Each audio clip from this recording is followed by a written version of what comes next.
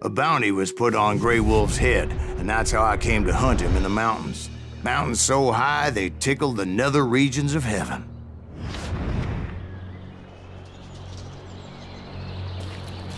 Grey Wolf was a Chiricahua Apache medicine man who had led a war party in revenge for a massacre against his people. The U.S. Army had attacked his tribe during his daughter's sacred sunrise ceremony, and the slaughter was unspeakable.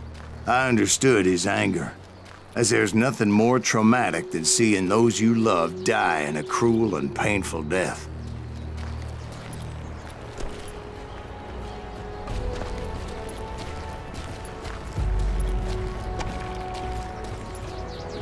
Right from the beginning, I couldn't shake the feeling that Grey Wolf was watching my every move. He led a band of young Apache warriors who wanted retribution and were more than willing to die for him.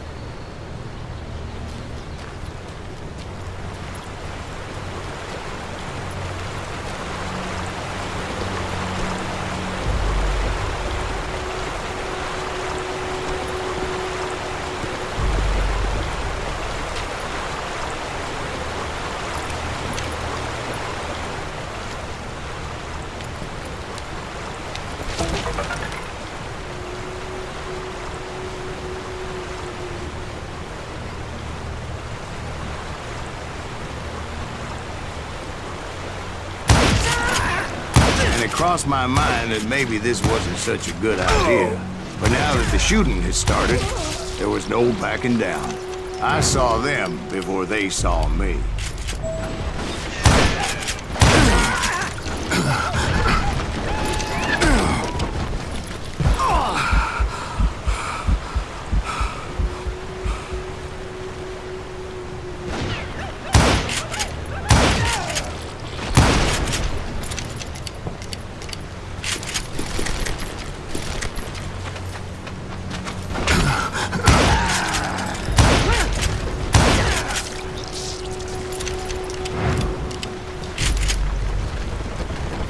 It was rugged country, the winter home of the Chiricahuas, and that's why they had retreated there.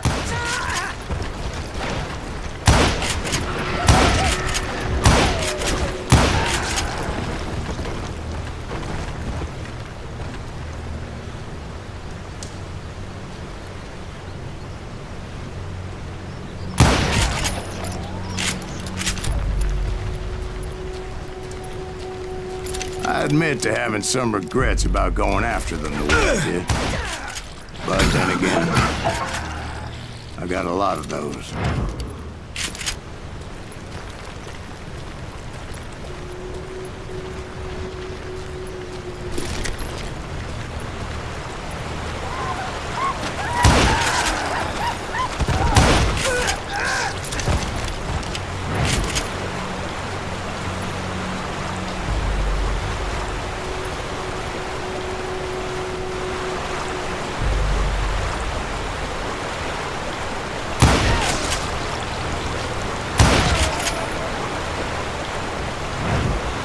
Did you find Grey Wolf? Not at that moment, but I did find the entrance to their hideout.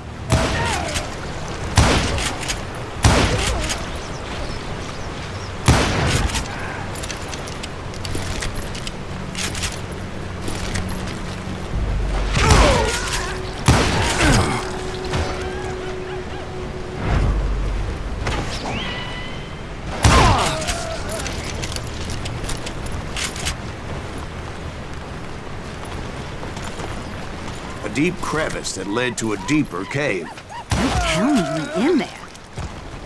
Yeah, but it's not out of bravery so much as pure, angry cussedness.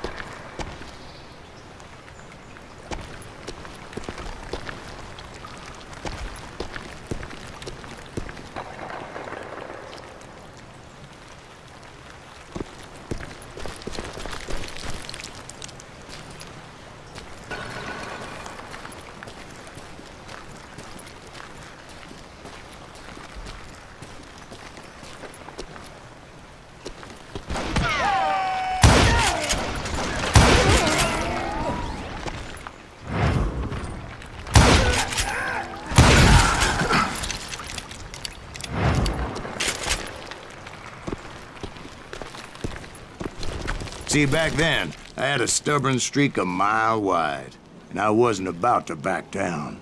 So it was like pitch black in there? Actually, it was pretty well lit, as they had torches on the walls.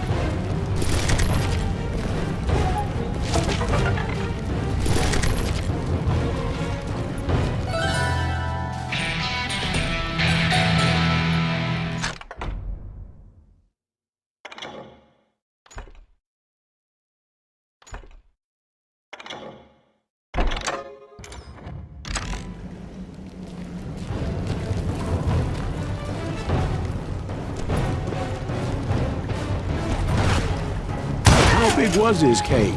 Big as hell, Ben. Chiricahua had hid out there during the Indian Wars.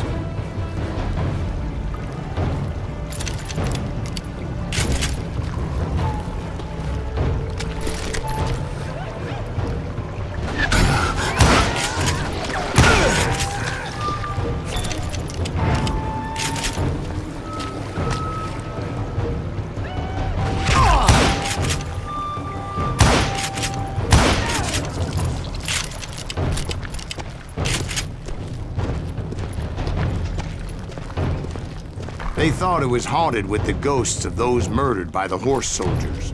The cave was haunted with dead Indian ghosts?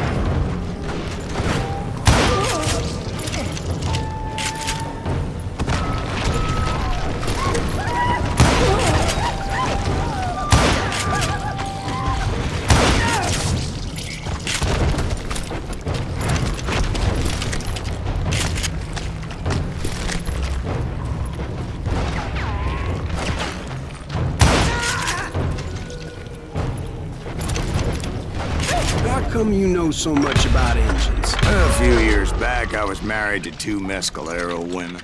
At the same time? Yeah, they were sisters. Polygyny is traditional among the Mescalero. So what happened? Oh, I had to get out of there. Those girls never shut up. Both of them nagging at me all the time. Drove me half crazy. Haven't seen them since. No, I mean, what happened with Grey Wolf? Oh, well, I pursued him into the Cave of Death.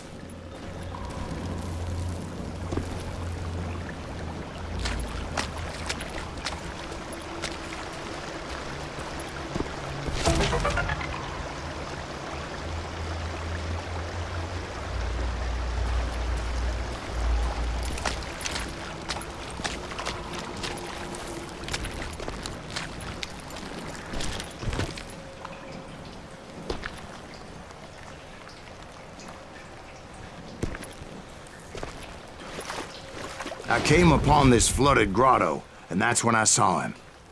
He came to me unarmed and unafraid. His voice echoed in the shadows. and I sensed he meant me no harm. You carry great darkness in your heart, and if you do not release it, it will claim your soul. The sound of his voice put some kind of ancient Indian spell on me.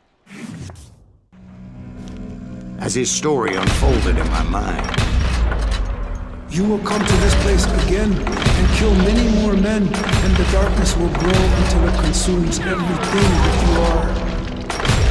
The soul would have no rainbow if the eye had no tears. he said I was a great warrior, a coyote man, unequaled by any other pale-faced warrior, or something like that. The snakes will bite shadows of your past until a venom poisons your heart, and an echo of the song of the dead summons the spirits deep from within the mountains. I didn't quite get what he was saying, but there was definitely snakes. And indeed, his warriors surrounded me and attacked me like hungry wolverines. They couldn't stop me, though, and Grey Wolf wasn't in the mood for idle talk.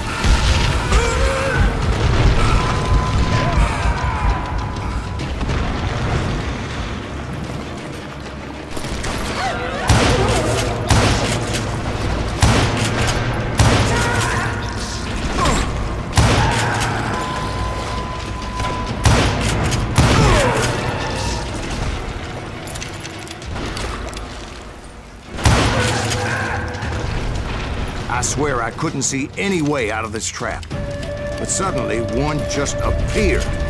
Kind of like a miracle.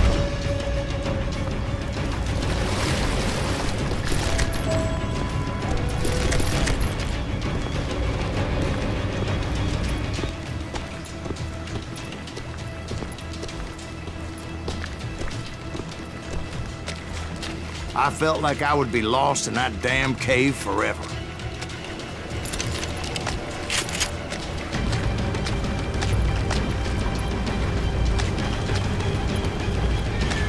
Finally, I found myself back outside, perched on the edge of a precipice, overlooking a thundering whitewater river. To get where I was going required several leaps of faith, but no way in hell I was turning back.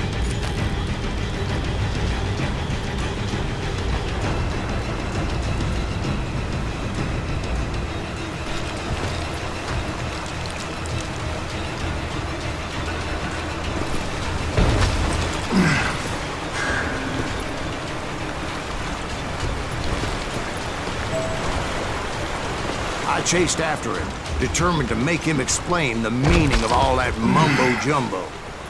Mumbo-jumbo's right. Are you making this all up as you go? A few details may be fuzzy, brother, but I am relating exactly what happened to me.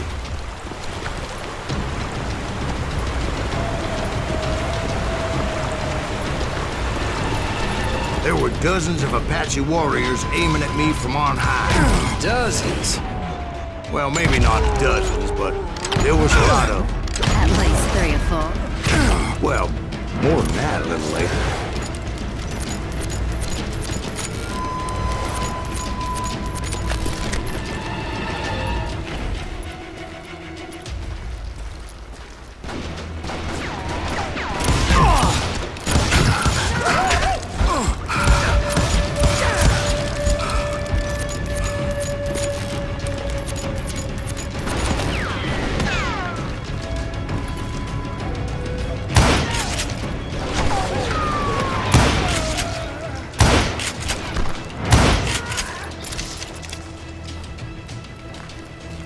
I had a steep climb up creek ahead of me and scrambled up those rocks like a mountain goat.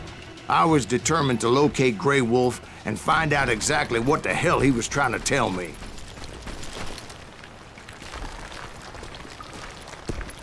And wouldn't you know it, that crafty son of a bitch led me right into a trap.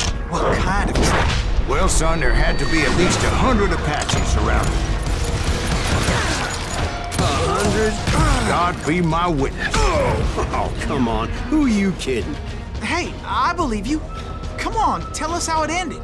All right, but I'm not gonna drag this out. Where were we? You were surrounded by 100 Apache warriors. Well, I didn't take the time to count them exactly, but there were a lot of them.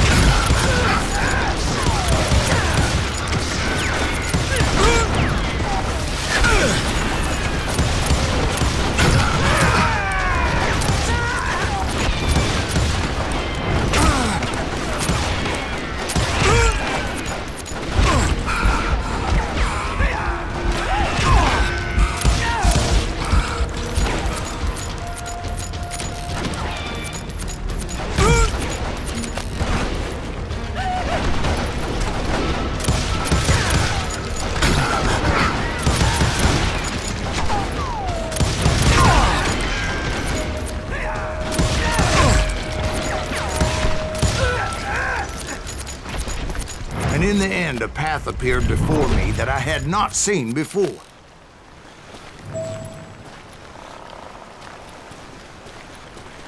I followed it as I desperately needed to find out what Grey Wolf was trying to tell me.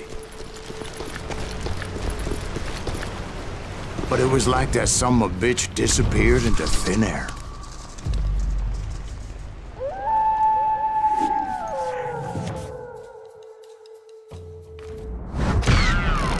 Never did find him. And never did collect my goddamn bounty.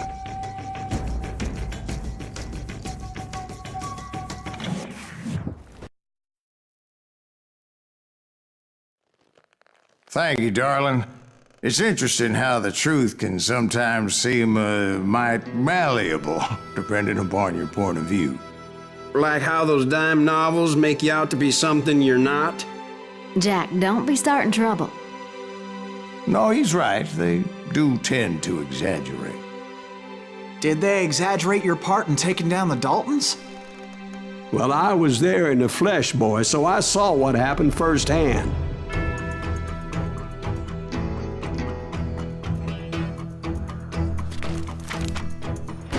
Those Daltons were lawmen once, before they all went bad, robbing banks and trains clear across the territory. Until Coffeeville, of course. I was one of the citizens who took up arms that day. Fighting on the side of right? I did my best, sir. We all did.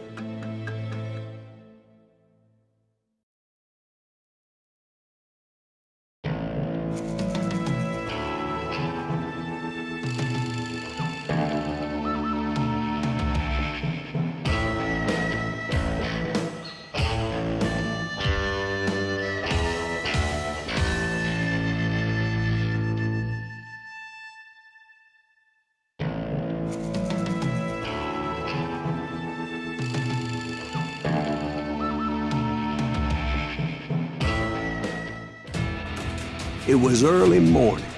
One of my friends was a local gunsmith, and he handed out firearms to anybody who'd take one. You see, the Daltons got it in their heads to rob 2 banks at the same time. 2 banks on the same damn street. Story was Bob Dalton's girl was always writing him about how he had no ambition. Oh, you're nobody next to Jesse James, she'd say.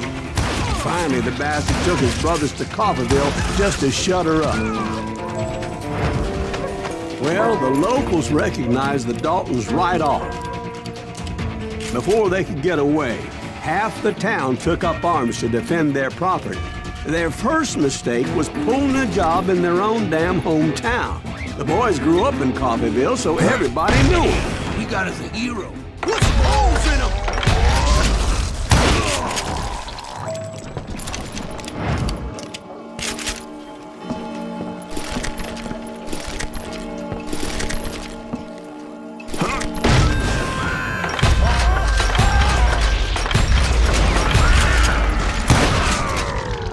The brothers paid dearly for their stupidity, but everybody knows they had it coming. There's more to it than that. I read all about that day, so I know for a fact that it went down very differently. First of all, it was high noon. A posse of U.S. deputy marshals were on the rooftop across the street. Get ready, boys. They're gonna make a move.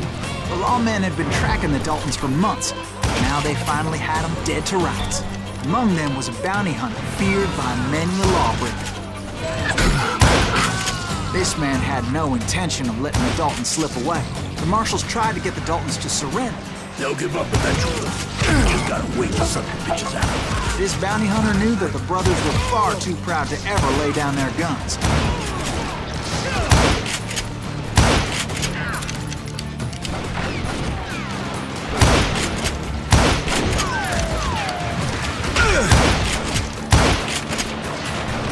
He went in there alone to confront those criminals. One of the marshals shouted, "Where are you going? Are you crazy?" Hey, where do you think you're going, dumbass? That rifle's mine. But he paid him no mind. He saw a way to get around to the back of the bank.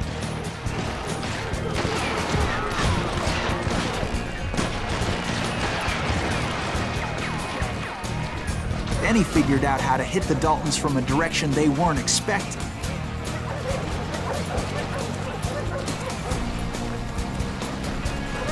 From above. Fortunately, a water tower was right there.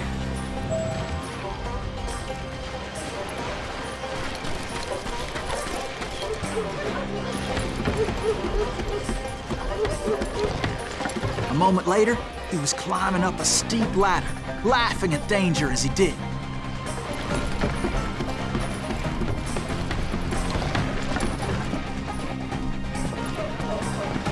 It's brave men like him who risked their lives to tame this wild country.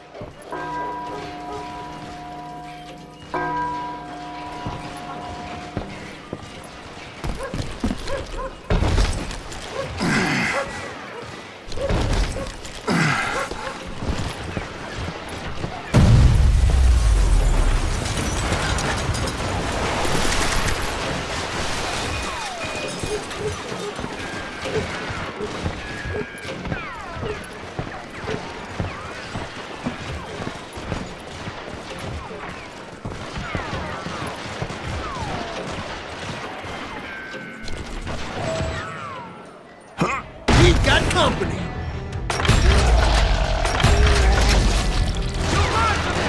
Heroic men like him, who did what other men couldn't or wouldn't to make this country free. Like Jim Bowie and Davy Crockett, who died defending the Alamo.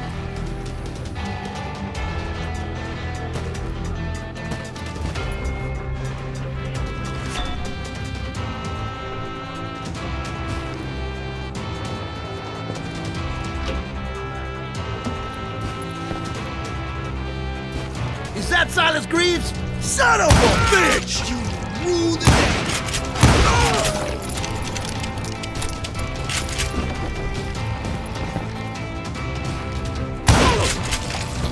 That's right. Run!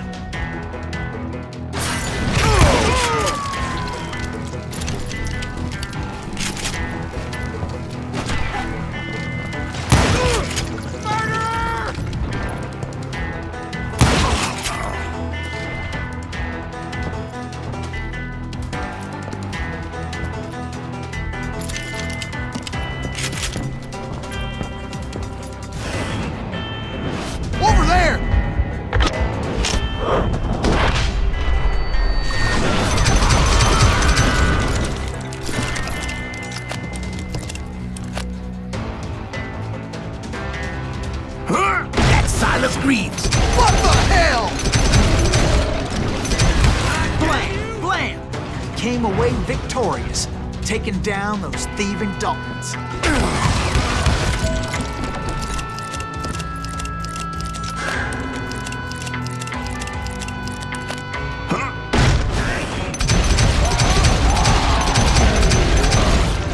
His name was Silas Greaves, and when the dust finally settled, he was the last man standing. Sorry, kid, but that just wasn't the way it happened.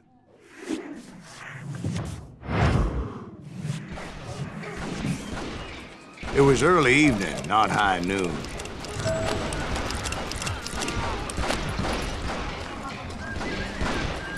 I was late to the party, and Coffeyville was already up in arms. The Daltons blew up a safe, and were all set to hightail it out of there.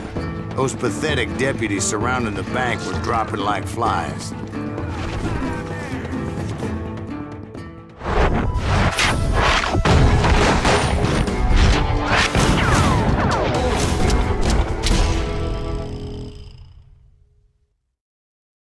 I had been tracking those jokers for months, waiting for them to do something reckless. Boy, you are... Finally, they did. Those stupid bastards decided to rob 2 banks at the same time in the same town where everybody knew them. They still had friends in Coffeyville.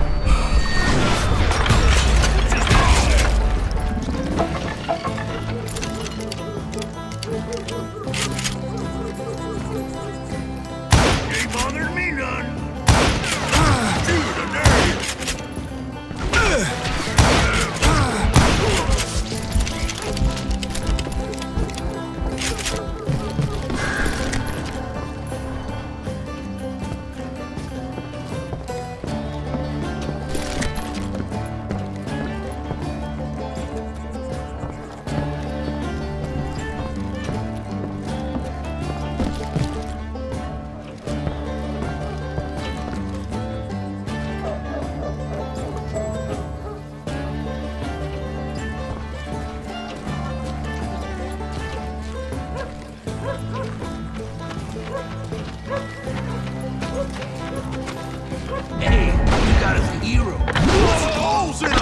Those friends came after me like a pack of wild dogs, tooth and nail.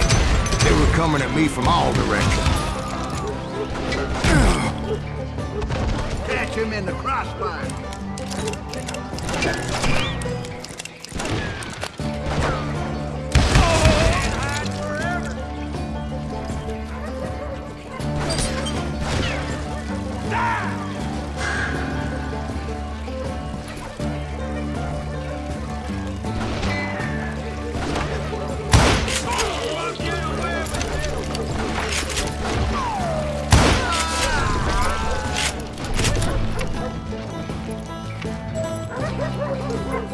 I caught sight of the Daltons running with the money and didn't want to lose them. Problem was, they knew the town better than I did. And to top it off, I found myself in the middle of another shootout entirely. Did the Daltons hole up in somebody's house? No, it was the Smiths, I believe. They were cousins of the Daltons. And they were shooting at the Browns, who were shooting at the Daltons. Which wasn't any surprise, because those 2 families have been feuding forever. And since the Joneses are related to the Browns, they shot at the Smiths, pissing off the Heimhoffers, whose daughter recently married a Smith.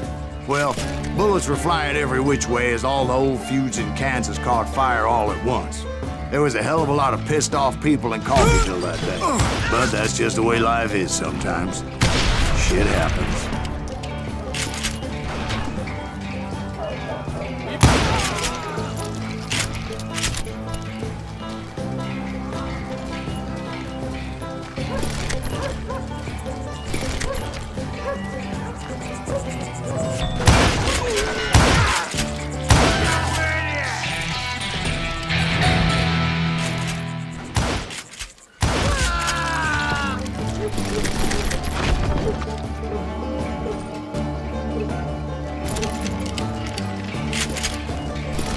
The Dalton boys knew I would never give up. Those Daltons weren't the sharpest knives in the drawer, but they always stood together. They set a trap to slow me down and allow at least 2 of them to escape. The third brother stayed behind to plant me, just in case that trap of theirs didn't work.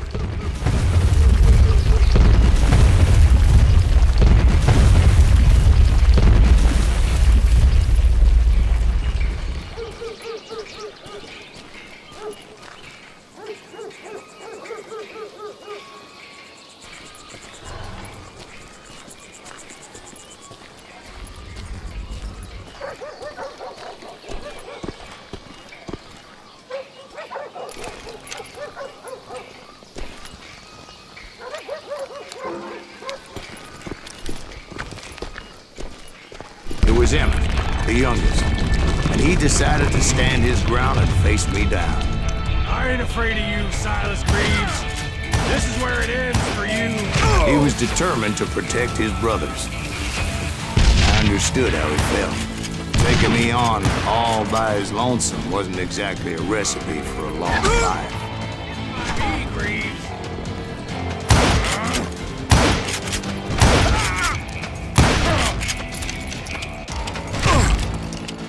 I'm gonna plant you where you stand.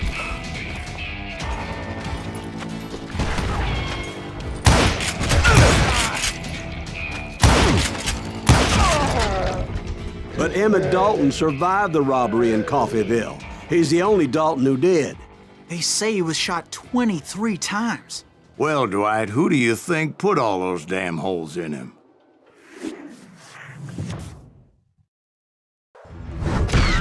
But I have to admit, that boy had grit.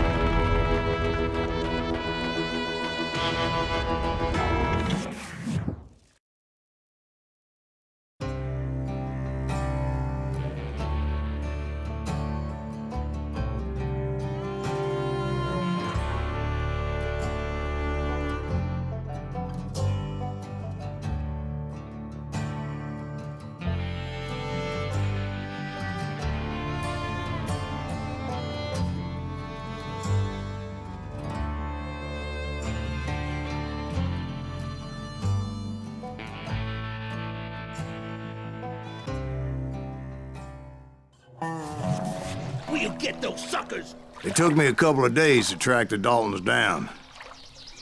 They can't get away with this. And in that time, a whole posse of local vigilantes offered to lend a hand.